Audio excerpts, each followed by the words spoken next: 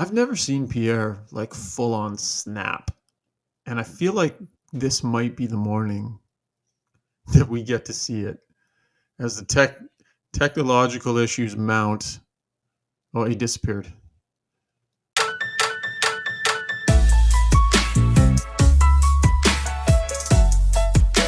The way we are on and off the ice, especially this year, is so much more lifting and so much more fun to be around. And yes, Connor, Hellebuyck, culture change accomplished in Winnipeg. They're having a ton of fun there these days. 3 straight wins, 7-3 in their last 10. The Jets are playing some great hockey. Welcome to Got Yer Back NHL edition.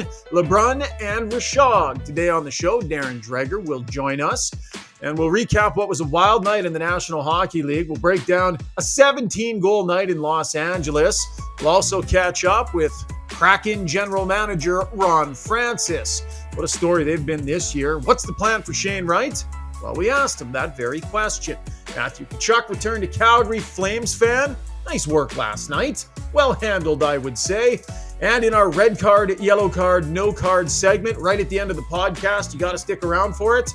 Ever dump a glass of wine across a table at a restaurant? How about dumping a glass of wine across someone else's table? What's the right make good? We'll ask the fellas, and our ultimate arbiter, Terry Ryan, will make his adjudication. This has Got Your Back, presented by Cross Country Canada Supplies and Rentals. They provide equipment and supplies to all facets of the Canadian construction industry. What sets them apart, though, is their get-her-done attitude, a core value of their company. I have been there. They proudly display it on the walls of each of their branches, and every one of their staff members lives by the get-her-done formula to ensure they never let a customer down. They'll bend over backwards to get their clientele what they need when they need it. No excuses. Cross Country Canada takes great pride in this attitude and believes their customer success is their success. Cross Country Canada Supplies and Rentals, the title sponsor here on Got Your Back NHL edition. As we say good morning to the fellas, LeBrun Dreger and Pierre LeBrun. Where's the frustration level at here, Pierre? It was a bit of a do getting you squared away for the pod this morning. A few technical issues, and you're not exactly the best at sorting them out. I'm zen. It's all good. There are bigger things in life. Yeah. Yeah. You got happy there, didn't you? Yeah, no. I thought we were going to see you snap for the first time.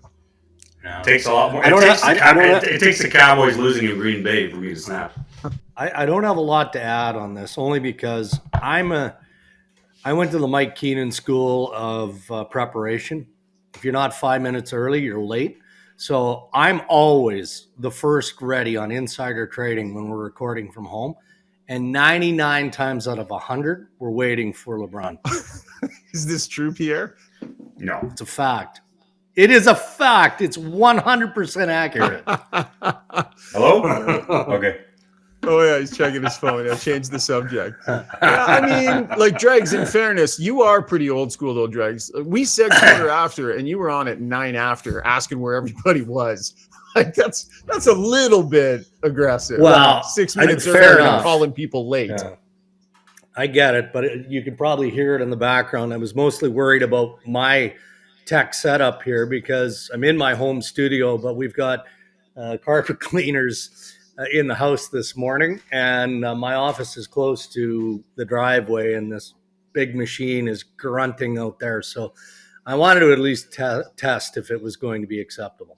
Yeah, Pierre, I saw your tweet. I saw your tweet this morning, buddy. I don't know if you want to start establishing yourself as the bad luck charm, but you're having quite the run here. Well, not to mention we taped our interview with Ron Francis yesterday, which we're running in the podcast today, and we literally talked about how his goaltending was night and day from last year, and then hours later they win a 9-8 game. At least they won. But yeah, no, I wrote a piece about last summer's goalie carousel and how all the new guys are doing. And Alexander Georgiev, before last night, giving up 5 goals in Winnipeg, had the best save percentage in the league. Ville Husso was doing great in Detroit. And after I wrote that piece Monday, he got lifted, gets the Leafs. Yeah.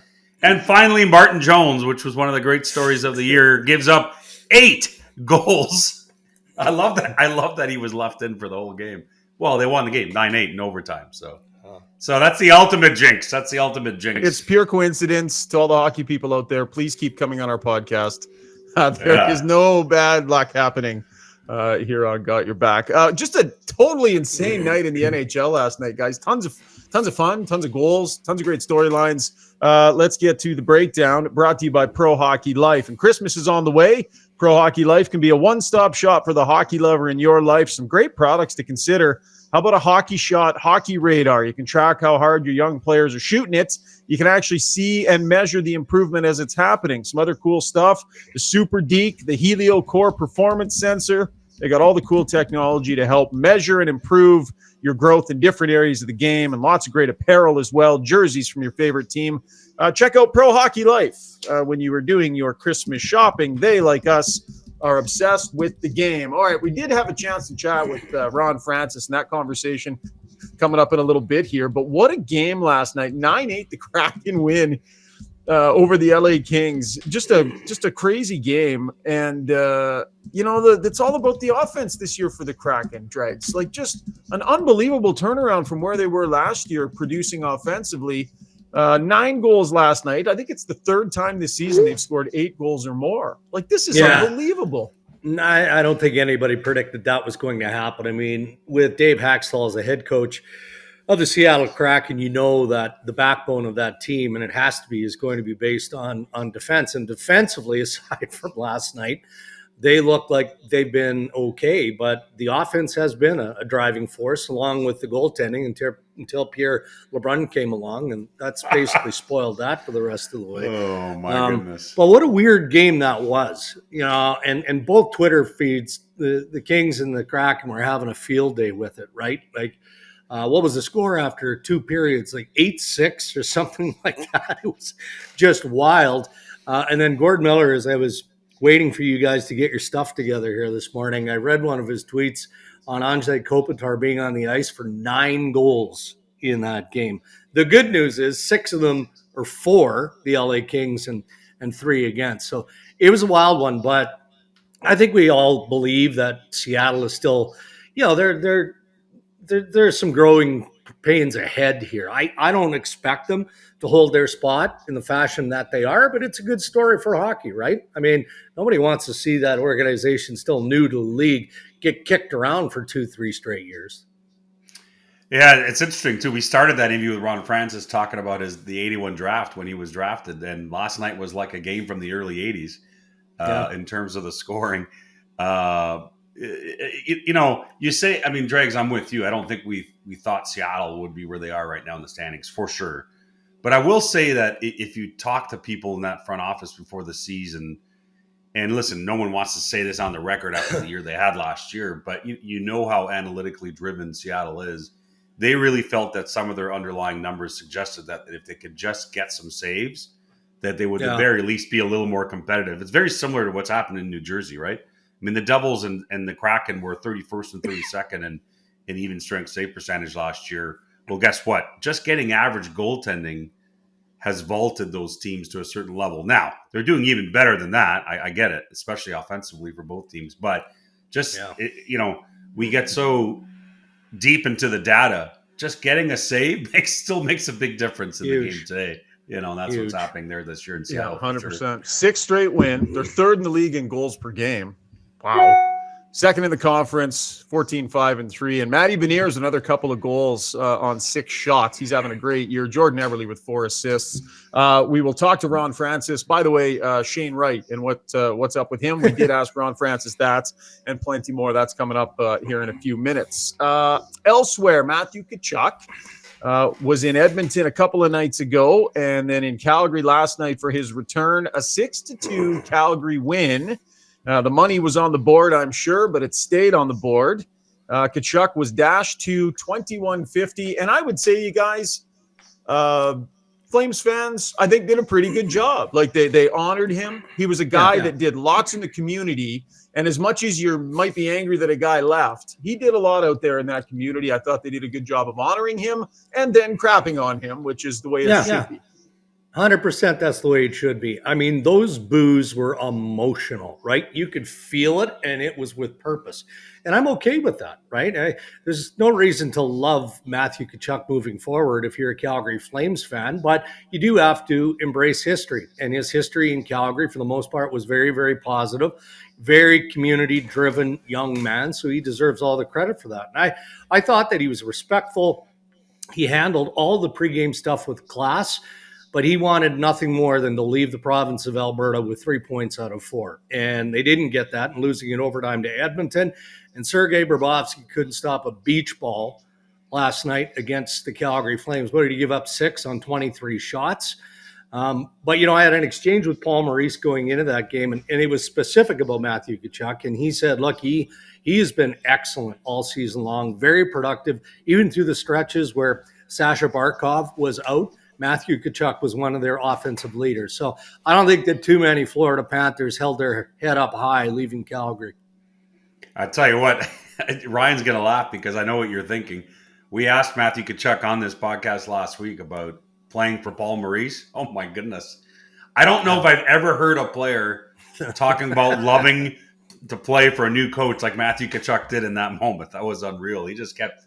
I'll stop you because the question that we asked him and you asked him was to compare and contrast playing for Paul Maurice versus Daryl Sutter. And he gave probably a 90-second answer and did not mention Daryl Sutter once and just went on and on and on about Maurice. So it was more, as much what he said about Maurice, it's what he didn't say about Sutter too that struck me in that interview, Pierre. Yeah, and you got to be careful not to read more than you can, because what he said is he loves playing for Paul Maurice, but he's obviously thrilled with his decision. Now, one thing that, as Dregs was describing the atmosphere last night in Calgary, one thing that struck me too is that today's fan, I think, is more immune to not overreacting to a player wanting out. And my point is, like, I think back to years ago when Rick Nash asked for a trade out of Columbus and ironically enough ends up back there in the front office. But my point is, that was a huge story. And the Jackets fans were so upset with him at the time. I feel now like it happens all the time and fans are just like, yeah, it's part of the business. Like, I just don't see, Eichel was probably a throwback in terms of the reaction in Buffalo because there had more layers to it. There were a lot of things going on there. But in general, I think now fans are like, yeah, I get it. He wants to move on.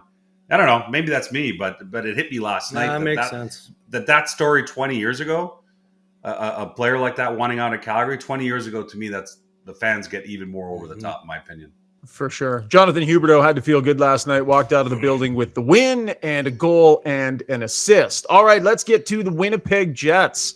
A 5-0 win over the defending Stanley Cup champions last night. Heck of a good performance. Winnipeg's going right now. They got to be feeling good about themselves. But, guys, I want you to listen to Connor Hellebuyck and some of the comments that he made post-game. Now, want to be clear before I play these clips. He was also asked in this interview about Blake Wheeler and the way Wheeler has played. And he spoke glowingly about Blake Wheeler, said, I don't have a bad thing to say about the guy. So it's important that you keep that in mind when we hear these clips. But he was asked after the game about Wheeler and Scheifele being back together. And he talked a lot about the different feel around his team right now. Here's 2 clips from him. The way we are on and off the ice, especially this year, is just it's so much more lifting and so much more fun to be around. And this doesn't really feel like a job right now. It feels like we're all enjoying ourselves and really enjoying the ride. And I mean, we set off to change our culture. It wasn't bad culture, but we set off to change it. And I think what everyone wanted in this room was to bring that joy and have fun and work hard. And right from day one, everyone wanted that. No one was worried about expectations. I've always said expectations kill you. No one had any expectations except to come in and work hard. And I think everyone's really enjoying that. Man, I mean, if you'd have told me before the season started, when all that stuff with Wheeler and the captaincy was happening, that this would be the type of stuff you're getting from Connor Hellebuyck of all people. Dregs, what a 180 here. Tone, culture, whatever. It seems like mission accomplished so far. Yeah. Well, number one, you have to give credit to the players. Connor Hellebuyck has been lights out good. They're dealing with adversity, no healers. Appleton is there to replace him. Well, he's out too. So they've got some issues because of injury up front. But I recall going into Winnipeg before the start of the season and sitting down with Blake Wheeler and Pierre-Luc Dubois and Mark Scheifele, and that was still fresh, right? And Rick Bowness, for the record, who wanted it abundantly clear the decision to take the C off of Blake Wheeler was his. That's Rick Bowness. And he explained why. He wanted more of a community leadership base. And Wheeler then followed up on that. And Blake didn't want to relinquish the C, but fully embraced and understood why Rick Bowness was asking for a change in leadership. And Blake also said, look, it's somewhat freeing. I don't think everybody appreciates how difficult it is to be a captain in a Canadian market and all the pulls that go along with that, especially with a veteran player, an older player like Blake Wheeler. So he felt refreshed. Mark Scheifele, I mean, he did a lot of soul searching in the off season. He trained differently. He vowed that he was going to be better and do things that he wasn't doing last season. And the list goes on and on. So I'm not surprised. And I heard Kyle Connor on another podcast a couple of days ago also talk about how the tightness of the group is what is pulling them through some difficult times because of injury. So that all starts with Rick Bowness making tough calls before they drop puck in the regular season. You know, I think I've mentioned this before, but one of the things I think is endearing about Rick Bowness's hire in Winnipeg, number one, he wasn't their number one choice. No one's going to deny the fact the Jets tried so hard to hire Barry Trotz, but he comes back. It's a great story for all kinds of obvious angles in terms of Rick Bowness's career history. But this is what I've mentioned before, and I maybe you guys disagree, but it reminds me so much of when Dale Hunter went into Washington. Now, Dale Hunter only went in for half a year. But Rick Bowness has nothing to lose here. He was probably going to retire if this specific opportunity didn't present itself. Right. And he's not taking any crap from anyone. This is probably his last stint as a coach in the NHL, and he's going to do it his way. And I think as a player, you don't have a choice but to sort of deal with that. Like you either buy into what's happening here, but you're not getting this guy fired. Like this is Rick Bowness's time. And that's a powerful thing. And the reason I mentioned Dale Hunter is when he went into Washington, all the players of that team knew that he was there for that time and it was going to be his way or the highway. And I'm seeing a lot of that in Rick Bowness's approach in Winnipeg. And it's very interesting. The other thing I would say is that I can't remember a time in recent history where players have talked so openly about sort of the off-ice / cultural aspect of their team like the Jets have over the past 12 months. I mean, they're not denying what has happened there and the fact that it had to get better. And I guess when you strip the captaincy, you can't deny it. So you have to talk about it. But, you know, Rick Bowness, I guess, was asked last night, and he said that Blake Wheeler's been unbelievable with the young players. And he's been a mentor. So, you know, it's a great positive story there in Winnipeg right now. It is. It's about taking ownership, and the players have done that. But I like what they did with the coaching staff. Like Scott Arniel, that's not a fluke hire. That's not just bringing somebody in because he has history in Winnipeg and you trust him as an assistant or an associate. I think that they look at Scott Arniel as being the succession plan. To Pierre's point, right. I mean, you know, Bones has been through some tough stuff already this year with COVID knocking him down and coming back too early and all of that. You know, he might get to the end of the year and say, that's it for me, or next year, that's it for me. And I don't think Winnipeg has any qualms whatsoever about looking at Scotty Arniel and saying, you did a good job in replacing Rick when we needed you. You're the man for the job when Rick decides to retire. Yeah, it's a lot easier to be in a good mood when you're winning. 21 games, they've come away with 14 wins, and I've been playing real well lately. And it's not like Rick Bowness is a tough guy to buy into. I mean, I think day-to-day he operates in a pretty darn good mood. And, you know, if you do what he asks of you, I think he probably makes it fairly pleasant when you go to work. And to hear Connor Hellebuyck say, doesn't feel like work right now, that's definitely saying something. Alexander Ovechkin, guys, as we move on, couple of goals last night, breaks Wayne Gretzky's record for goals on the road. That's an interesting one. 403 he's now got, and he's 8 away from second all-time on the list, chasing down Gordie Howe in a 5-1 win over the Vancouver Canucks. Another big night from Alex Ovechkin, and I guess records are going to fall, you know, and starting to fall some of Gretzky's records, which is definitely notable, Pierre. It is notable, and again, I hate to be that guy that brings us into the conversation, but I feel it's our responsibility as journalists.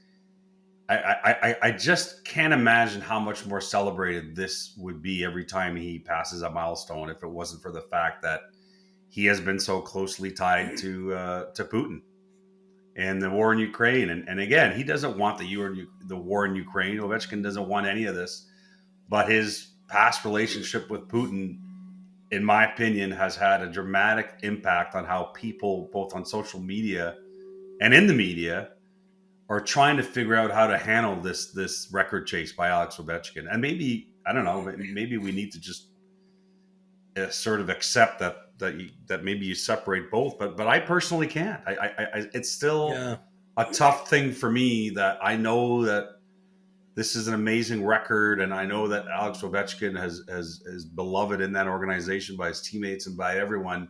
But I still struggle with the reality of that past relationship with Putin. I'm sorry to mention it, but it's just where I keep coming to, in my opinion. I just keep coming to that. And I know I wrote about it earlier this year when I interviewed Brian McClellan. A lot of Caps fans were angry with me, but I just think it's there. And if you deny that, then I think you're fooling yourself. I was going through that exact same thing this morning, Pierre, as I'm putting together the lineup and what we're going to talk about today. And we talked earlier this year in the podcast about how you handle it as journalists. How will the chase be handled, under the shadow of, the war happening or the invasion happening in Ukraine. Right. And so I'm putting the lineup together this morning. And I mean, based on the gravity of the story and the record and all that, probably should have talked about Ovi first today. But again, same thing. You kind of go, you know what? It's notable and we need to discuss it because it's relevant within the game. But I don't know that we're here celebrating it. And it's personal in a different way for all of us. That's the way I chose to handle it today. Third or fourth on the list. And it's something that's notable. Yeah, look, I mean, there could be a societal asterisk beside this, because of current events and the belief that there was a relationship with Putin and Alex Ovechkin. I don't know. I struggle with it. We know, as Pierre has identified here, that there's no chance that Alex Ovechkin supports the war between Russia and Ukraine. And I've had it explained to me that have we considered if Ovechkin were to publicly distance himself from Putin or break away or publicly speak, what sort of ramifications might that have on him personally, on his family in Russia, on his friends and all of that? So I guess in that regard and only in that way, I still celebrate the hockey player. I do. And to watch him last night, almost vintage Ovi, right? The way he scored both those goals and how happy he is to play the game that he loves so much. And then to see Peter Laviolette acknowledging what had been established and surpassing Wayne Gretzky, there wasn't anyone associated with Washington Capitals that wasn't loving every second of that experience. So it's a tough one to balance. I get it. And again, in the context of this conversation, again, why do you think the World Cup of Hockey was canceled for 24? I mean, the NHL and NHLPA don't want to deal with the Russia issue. Yeah. They're punting this issue at least a year down the road to February 25, hoping that that's why that the war is over in Ukraine. But man, oh man. And by the way, you guys, I do have to say on that front, because I don't know if we talked about it on the pod. I thought that was weak. Punting it for that reason, that being a centerpiece reason, the whole world is making a statement right now. The sporting world is making statements all over the place. I think trying to avoid tough circumstance. I don't like it. I think the NHL, the opportunity to make a statement like everybody else is. Go ahead, Dregs. I hear you. It's a tough one, but it's a tough one, Ryan, because you've got other federations. So if Sweden says we're not participating, if Russia is allowed to participate in any form, or Finland says we're not participating, or Czech Republic, we're not participating, right? I mean, how do you have a World Cup of hockey if all of those nations say if they're in, we're out? And ultimately, that's what it came down to. I was going to say, I think what Brian is saying is you would have gone ahead without Russia. Yeah. Sorry.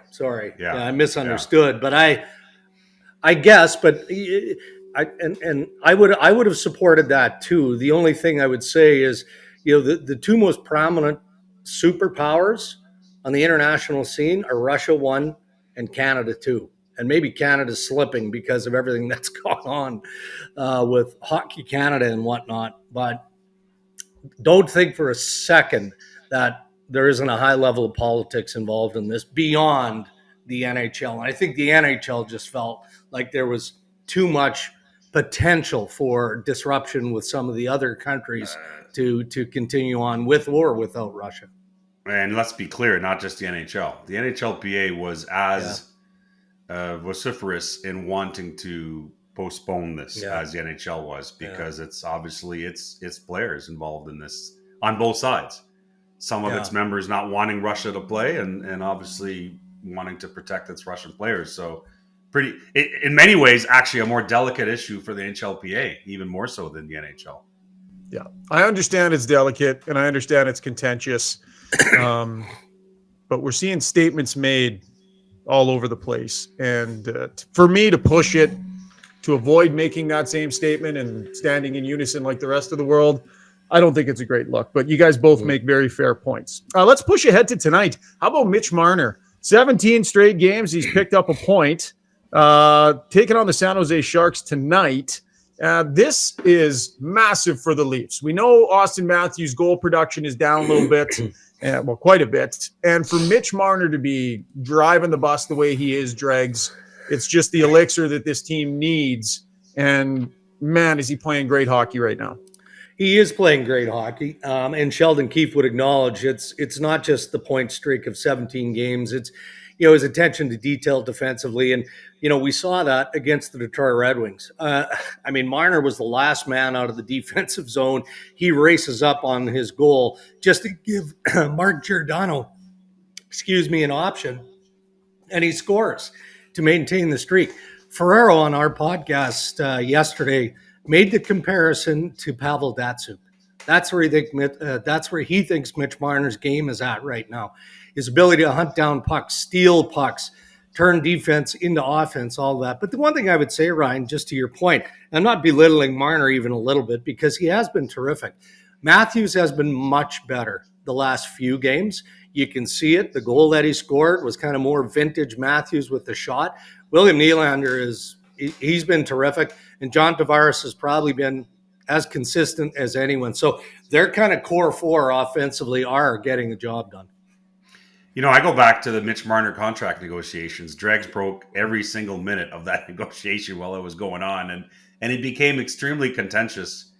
Leaf fans were really upset during that whole thing. And really, general, I didn't notice. Yeah, I know. That's why I brought up your coverage because you bore some of the brunt. But what was interesting is that when he signed that contract, I think Leaf fans felt that Marner didn't give the organization enough of a break. Other organizations reacted to me, and I'm sure to you as well, Dregs, that they felt they were upset that the bar was set too high for a young winger like that. It would impact their own payroll, so on and so on. He's earned every penny now of that deal. Like who's kidding who right now? And that just goes to show you, you can make the same argument when Leon Draisaitl signed his deal years ago, how people hammered the Oilers for that contract. And now it's like the biggest bargain in the NHL. You always have to sit back and wait and see how these deals play out. And Marner is worth absolutely the AAV that he makes. The other thing I would say, and this is anecdotal at best, but maybe Dregs, you can compare your experience. Dregs and I are based, I'm based in Toronto and Dregs is based in the Whitby area, but I'm surrounded by Leaf fans. I'm in minor hockey rinks every night. My 3 kids play hockey, and always being asked about the Leafs from hockey parents and other people at the rink. One thing that I've really picked up on this year is that no matter what the Leafs do, whether it's Marner or the Leafs in general right now, who are having a great November, not enough for any Leaf fans. Like every comment I get from Leaf fans is, yeah, well, we'll see till the playoffs. And another Leaf fan the other day at the rink said, boy, what's wrong with that team? I said, what's wrong with that team? They barely lost a game in a month. And so I think there's something psychologically soaked into the Leaf fan base that it doesn't matter what they do right now, that they're finally going to have to get to the end here and deliver. And I get it. I mean, that is what this season's about for the Toronto Maple Leafs. It's why Kyle Dubas wasn't extended in the offseason. Yeah. But when you feel it from Leaf fans firsthand, it really hits home for me. Yeah, and I think that's fair, and I understand it, right? I mean, we work in studio with a number of card-carrying Toronto Maple Leaf fans in Studio 6, and I think they are a barometer to exactly what you just said, Pierre. But I get that, and I think the team understands that. The team keeps talking about how they do a superb job of blocking out the noise. There's no noise because this team is playing very, very well right now. But show us in round one. Get past that first round, win your division, so your matchup is a little easier, and see where it goes from there. Back to Marner real quick, by the way. The Quizmaster pulled out an interesting stat for us. He always likes to dig beneath the surface. And I actually like this stat because, I cover the Oilers here in Edmonton, where they for the last season and a bit have had a hard time starting games on time. It's kind of been a theme. Mitch Marner on this streak in his 17 games, only one time has he had to wait till the third period to pick up that point, but he's got 11 points in the first period of these games. So, there's, to me, getting off to a good start is critical, and you look to your offensive players to drive that bus early in games. And I love, the fact that he's producing that much offense. But that was a very Quizmaster stat. That's as Quizmaster as it gets, eh? Dregs, you don't look impressed with my stat. No, I love it. I'm just, I get it, but it is a very Quizmaster type of stat. What was interesting to me, and now look, we're recording this, but I don't think Marner is available to the media prior to the San Jose game. And the media is probably rankled by that, but I thought it was kind of amusing where Marner was available, 2 days ago going into the Detroit game. And he's like, guys, are we really going to talk about this again? While you've got a 16, 17, 18 game point streak, what do you think we're going to talk to you about? Yeah. Well, I don't think Wayne Gretzky took a day off when he was doing 50 and 39, but no, I mean, Just don't talk to Pierre LeBrun or it all comes crashing down. Oh, my goodness. All right, boys. Great stuff. That was The Breakdown, brought to you by Pro Hockey Life. 2 things left on the podcast. An interview with Ron Francis coming up. And then to end the show today, red card, yellow card, no card. We got a great scenario for you. And the ultimate arbiter, Terry Ryan, comes over the top. Stick around. Lots more to come here on Got Your Back. We want to tell you about a truly Canadian company. Cross Country Canada Supplies and Rentals provides equipment and supplies to all facets of the Canadian construction industry. But what sets them apart is their get-her-done attitude. It's a core value of their company. I've been to the offices. I've seen how they proudly display that on the wall at each branch. Every one of the staff members lives by the get-her-done formula to ensure they'll never let their customers down. They'll bend over backwards to get their clientele what they need when they need it. They don't make excuses. Cross Country Canada takes great pride in this attitude, and they truly believe that the success of their customer is their success. You can't get much more Canadian than that.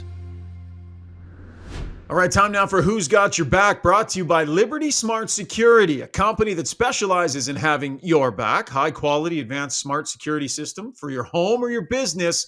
Liberty Smart Security uses leading-edge technology to protect the things that mean the most to you in your life. Your home is your castle. Protect it with Liberty Smart Security. Visit libertysecurity.ca. And I've been using a Liberty Smart Security system for about 6-7 years now, and I love it. The technology, it's as advanced as you want it to be, or it's as simple as you want it to be. And when you couple it with home monitoring, just gives you that sense of protection and comfort. That's Liberty Smart Security.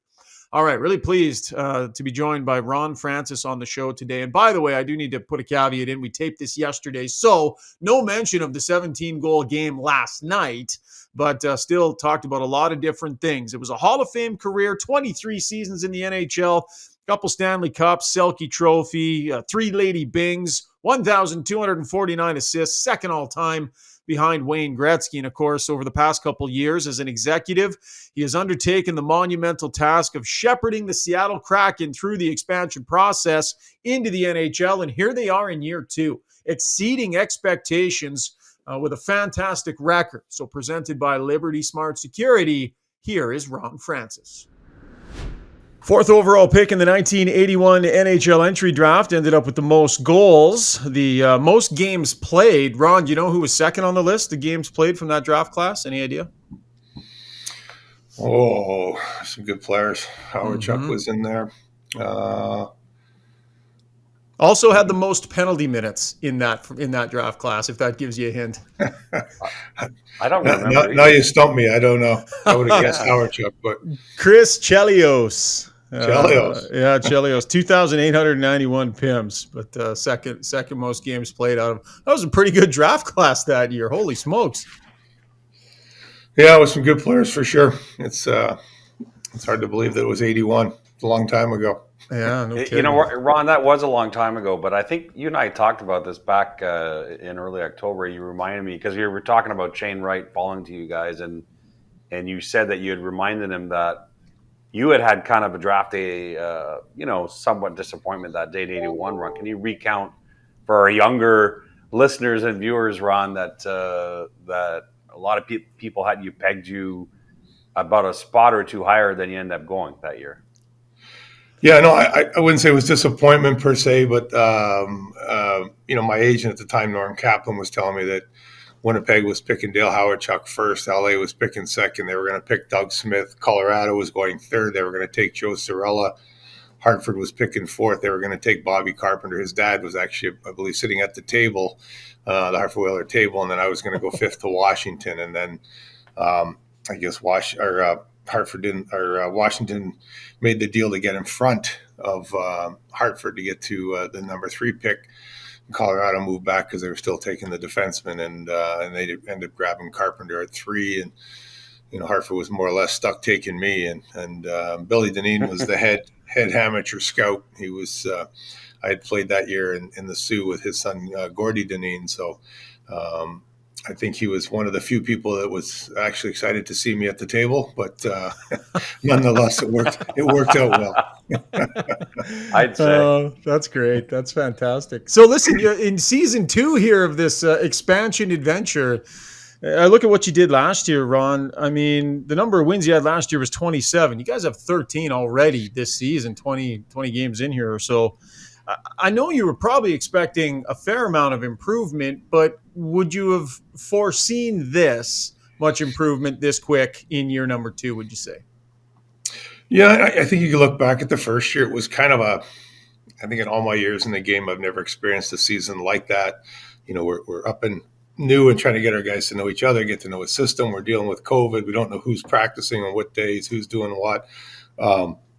And I thought, quite frankly, we probably played better than our record indicated last year, but the numbers are what the numbers are. And so we made some tweaks over the summer and made some, added some what we felt was more skill and speed to our lineup. And, the guys have responded. It's gone real well so far, and there's still a lot of work to do. It's not a sprint, it's a marathon, but, I'm excited for the guys that they're having some success early, and excited for our fans that they're getting to see a few more wins in our building.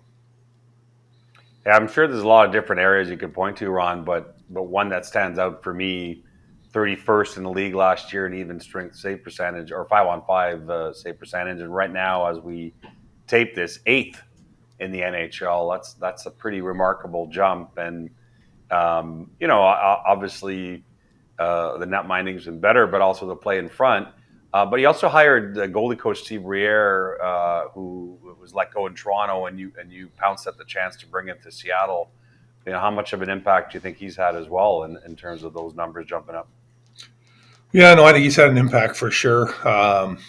Steve's the kind of guy that doesn't try and reinvent the wheel when it comes to a goaltender, and I think our goalies kind of appreciate that. He looks for 1 or 2 or 3 things that maybe he can tweak in what they're doing and hopefully give them something to kind of hang their hat on and work in that direction. And I think, Philip Grubauer was really looking kind of like his old self and really calm before he got hurt, and then got back in the other night and played well. So hopefully he's on his way to, sort of recovering that sort of game that he had in the past. And then, when Martin Jones stepped in with Gruby out and played extremely well for us during that stretch. So, I think the team feels confident. We got 2 guys that we can put in the net that are going to play well for us. And I think Steve certainly gets some credit as to helping both those guys get to where they are right now.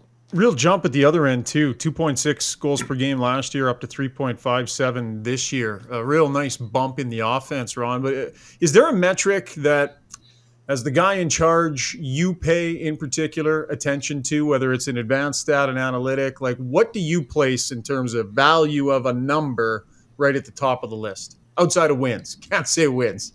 Yeah, I don't know. Wins would be there. No. You know what I mean. Yeah, wins is certainly an important number, yeah. But, I think we look at a lot of different things. I think just when we looked at our team last year and areas that we can improve in, we tried to see if we can get a little more, offense into our game. I felt like now with the lineup we have, the addition of Burakovsky as a free agent, the addition of Bjorkstrand in a trade, getting Matty Beniers into our lineup full time, getting Jaden Schwartz. And people forget he was our leading scorer last year when he went down basically for the season. And getting Tana back in the line. That's 5 guys that are basically new in our top 9. So I just think we have more of an ability now to control the puck in the offensive zone, more of an ability to create scoring chances and score. And I think that's kind of helped us. I don't know if it's one specific metric, but we try to look at a lot of different areas and try and see, hey, this is what the team needs. And so far it's been working well for the guys. You mentioned Beniers leads all NHL rookies in scoring. And, how beneficial do you think it was to give him a taste of the NHL last year on? I mean, GMs have different views about that because there's a CBA aspect to it too. But it seems to me, watching from afar, that it gave him a sort of a leg up on getting ready for this year. Yeah, no, and I'd be lying if I didn't say I was a little surprised with how well he did in those 10 games at the end of last season. He had a terrific season at Michigan last year. Their goals fell short in the Final Four there, but coming in, he didn't miss a beat. He kind of showed what he was capable of doing. And then, as a GM, you start to worry, like, does that affect his summertime? Does that affect his off-season training? And, Matty's the kind of kid that he loves to compete, and he's going to give you everything he has every shift. And, he did that over the course of the summer to get himself ready. And right from day one in training camp, he has not missed a beat. He practices hard, he plays hard, and, it's an exciting piece for our organization moving forward. So much promise down at the center ice position for your organization, and with Shane Wright recently assigned on a conditioning stint down in the American Hockey League. Give us a sense. I know the numbers look fantastic, what he's been able to do down there, Ron.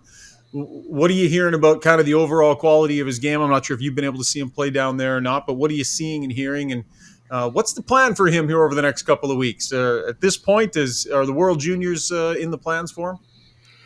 Yeah, so I think he wasn't getting the opportunity in our lineup up top, and he wasn't getting the minutes sometimes to get in there. And honestly, some of that is self-inflicted. He was taking short shifts, but sometimes young kids do that because they don't want to take longer shifts or get caught out there. But we just felt it was right to give him the opportunity to go down and play some games, and he's done that. He's played 3 games, had 4 goals. He's displayed an elite release on his shot. I think overall his game is getting better. He'll play 2 more this weekend in Henderson, Friday, Saturday, before getting recalled. And then our plan is to get him into the lineup here, and then we'll make a decision on the World Juniors at that point. But certainly that is an opportunity that is on the table for him to go and play there for Canada. And if we do that, then that kind of pushes our decision down the road a little bit till January. I wonder about the conversations that happen behind the scenes, because listen, we're media, we're always speculating, what should happen with this player, what will happen with this player, where is he going, what's the plan? And I don't expect you to hand it to us here, but how much communication is there behind the scenes about what the plan is, and how far in advance do you have that conversation with the player? Is there that conversation that exists behind the scenes, or do you take it more day to day based on results? No, I think early maybe we were taking a little bit day by day, but we've had constant communication. Cam Stewart is probably the closest representative to Shane, and that's part of Kurt Overhart's group. So we've had conversations with both Kurt and Cam, and had conversations with Shane, and kind of explained what all the possibilities are and what we're looking at, and what we're doing. And everybody's been on board with everything to this point. So I know from the outside people has a lot of opinions and speculation, but internally we've had those discussions, and everybody understands what we're trying to do, and everybody understands that what we have is Shane's best interest at heart here. And obviously the more we help him, the better it helps everybody. So that's what our plan is, to try and get him to be the best player possibly can be. Whenever we have a situation like this crop up, Ron, it always reminds me of it feels like Groundhog Day having this conversation from covering so many GM meetings over the years. And I understand why the Canadian Hockey League is where it is. I'm not naive, but on this issue, but the fact that the option is NHL or junior for a player like him, and there's lots of other players that's been in this situation the last 20 plus years as well, and at the AHL in general, is it more of a solution? I wonder how you feel about that as a GM, not just in this particular time, but of all the years you've been involved in the game, as far as Is that something I know other GMs have told me over the years that they'd love to see some kind of exception for high picks, perhaps? Yeah, no, you go back to my draft. I know it's a long time ago in '81, but I was actually sent back after training camp, played 25 games in junior, and then was recalled because you could do that back then. You can't do that now. Mm. And I understand why, that protection is in there for the junior leagues. I do think there's probably, certainly from our standpoint, we'd like to see something that is a little more beneficial to our player in that sense. There are opportunities where European players can go down and play in the AHL. Right. Where junior players can't. So it's a little bit of disadvantage there. Maybe there's some sort of compromise where you get to do it every so often with an individual player, but maybe not every year. But, right now these are the rules, and we play by those rules currently. How do you think Shane's handling everything? I mean, the build up to the draft, so much talk about where he was going to go. There's always going to be pressure on these young guys that are picked high, especially Canadians. And then lots of talk in the early season about the minutes and which way should it go? Should he be here? Should he not? I know you try and block all that stuff out. I'm sure he does. What have you seen in terms of his ability to deal with that noise and deal with the pressure of being in the NHL? How do you think he's handling it?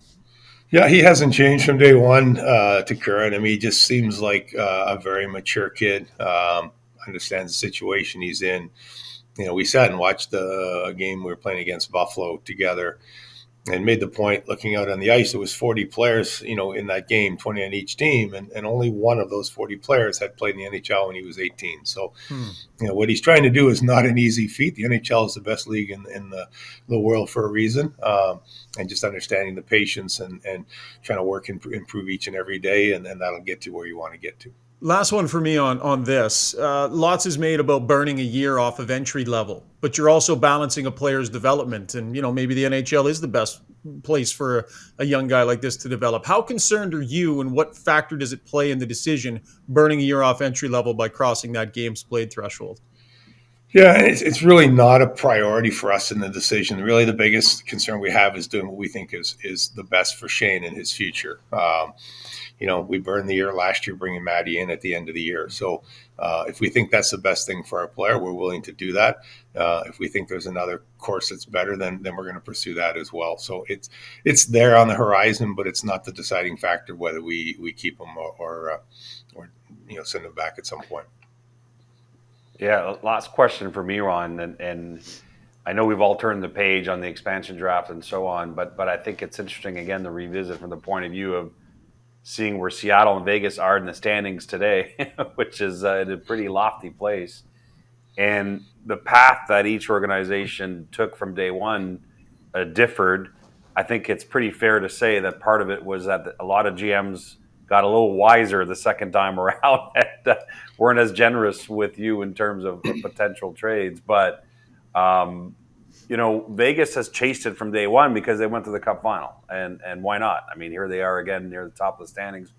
Is it fair for me to say that you're balancing a lot, as much of the long term here with your approach, and also wanting to be as competitive as possible now, perhaps?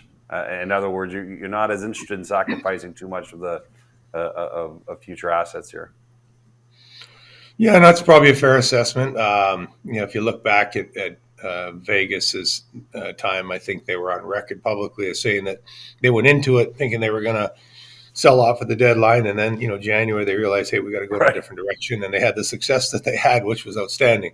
In our case, it was 4 years later. It was the same set of rules. GMs have been through that. I had more time to prepare. We weren't getting the same kind of deals.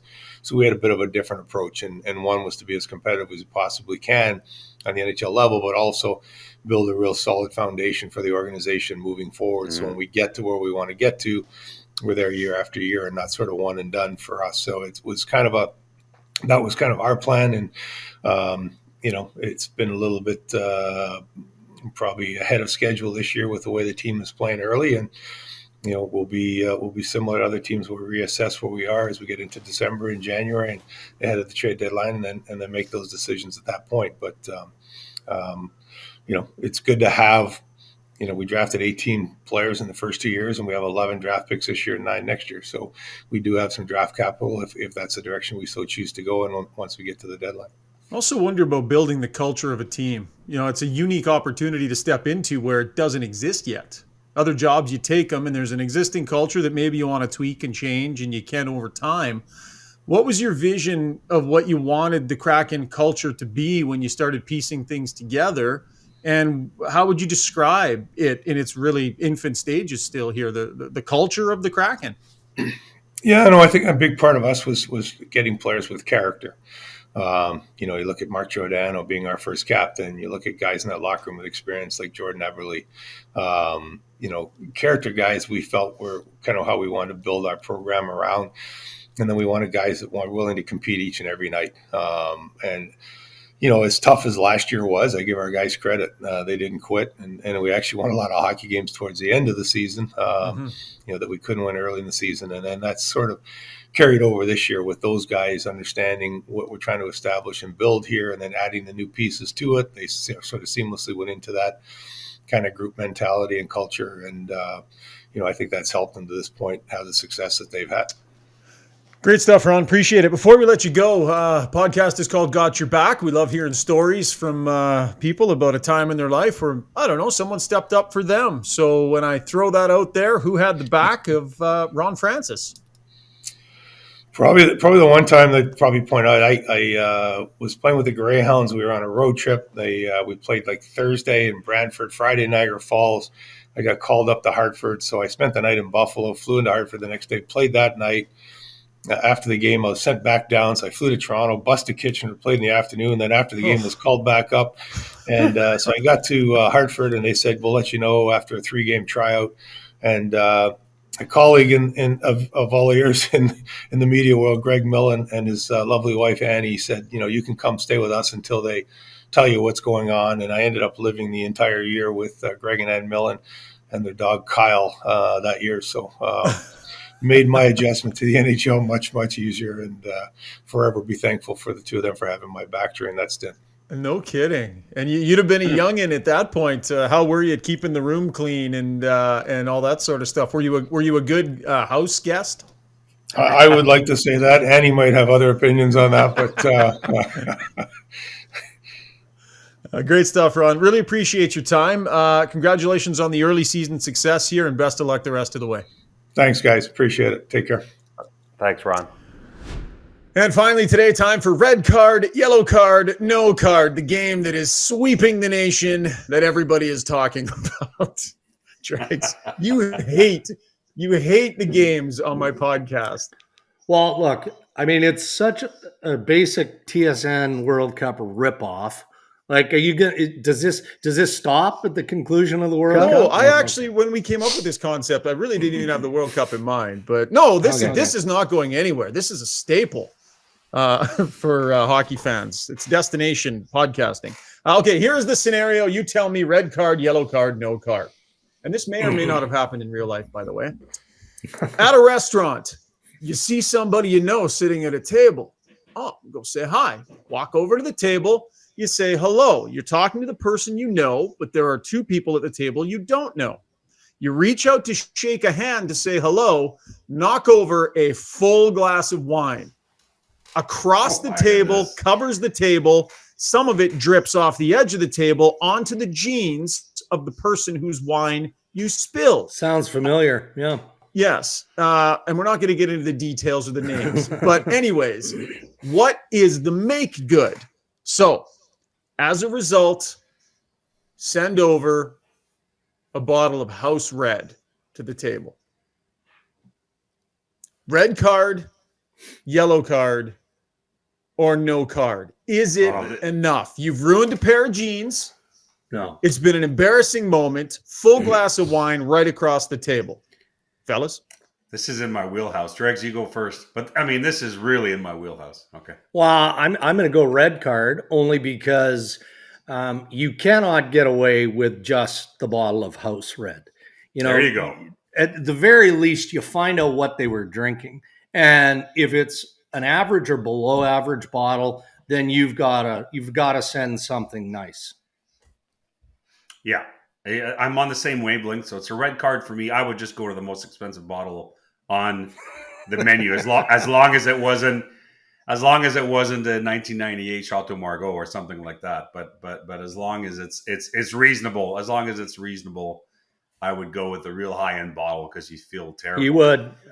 Which, by the way, brings us to the time that Dregs, after I got us a nice bottle of wine after wrapping up the Board of Governors meetings years ago, dropped an entire magnum of a beautiful bottle all over my suit.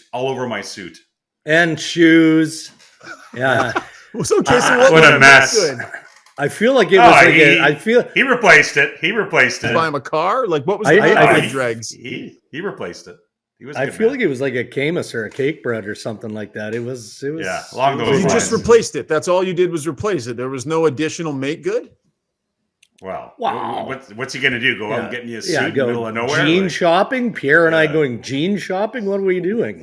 Well, but I'm saying if we think that the person who spilled the glass of wine, that even not only replacing the glass, but a bottle wasn't enough. You dropped a magnum of nice wine and wrecked a suit, and all you did was replace the wine. I feel like you're a bit of a hypocrite here, Dregs, today in this. No, you're trying to bait me, and it's just not going to work. I mean, now maybe the alligator arms people and the people that you hang out with would expect the dry cleaning bill and all of that to be covered. I don't know, but I think a nice bottle just covering what you spilled would be sufficient. I'm with Dregs, but it can't be the house red. I was baiting you. No. I was baiting you, and it did work. Terry Ryan is our ultimate arbiter here on Got Your Back. Ted Hitchcock from the hit show Shoresy. He's the ultimate arbiter on all things and ways. He'd be sending baby duck. That's what he'd be sending. Oh, hang on. Here we go. As the ultimate arbiter, I say no card on the play. Oh! After all, it was an accident. And if you're out to dinner at a nice spot, ordering vino, you probably have many, many pairs of pants. Sending over a bottle of wine is a nice gesture. A few years ago, I was at a Blue Jays game, and an overexcited fan with a slight buzz on ended up flicking some ketchup on me from his hot dog while we were trying to do the wave. My white shirt was pretty much ruined, but he bought me a couple of beers, all was forgotten, and we had a great time the rest of the way. Lighten up, accidents happen, no card. Final answer. Wow, I think he's calling you guys snobs. I think that's what just happened. But by the way, I'm going to defend Dregs and I here. I was not angry when that happened. I knew that Dregs had an accident. We're talking about our incident. Dregs replaced the bottle, and life went on. We literally, I think I've never talked about it until this moment. It wasn't a big deal. Well, and Terry just acknowledged that you send him over a nice bottle of wine. So you can't have it both ways, right? It's either... Yeah, he didn't say house red. Yeah, no, it was house red. Actually, you know what? This does come from a real example, and I'm not going to name any names or whatever. But this is actually what actually happened. Is it was a glass of house red that was sent over to replace the glass that was. But that's not even a contest. That's absolute red card all the way across the board. A single glass of red wine. The table's covered. Jeans are ruined. How about this? If you're invited at a similar Board of Governors meeting or a GM meeting, I don't recall, and a high-ranking executive offers to buy you a drink at a bar, and you ask the bartender for his Scotch menu, and the bartender gives you the Scotch menu, and you order a $47 glass of Scotch. That might have red card, yellow card, no card. That might have happened. Oh yeah, you know what, Dregs? We'll use that next week. I will put myself in the line of fire, and that'll be our red card, yellow card. I don't remember that. I must not have been there. I don't remember. Yeah, I'll text you. I'll send you the name. Okay. I can't disclose it. Ryan would get fired. In fairness, I did not know the dollar value of what I was ordering at the time, but yeah, we'll put me up on the skewer next week. All right, boys, that'll wrap the podcast. Thanks, fellas. We'll talk to you soon. Big thanks to our sponsors, Cross Country Canada Supplies and Rentals, Pro Hockey Life, and of course, Liberty Smart Security, a great sponsor here on Got Your Back. Thanks for your downloads and your subscriptions, and we'll catch you again next week, folks. Cheers.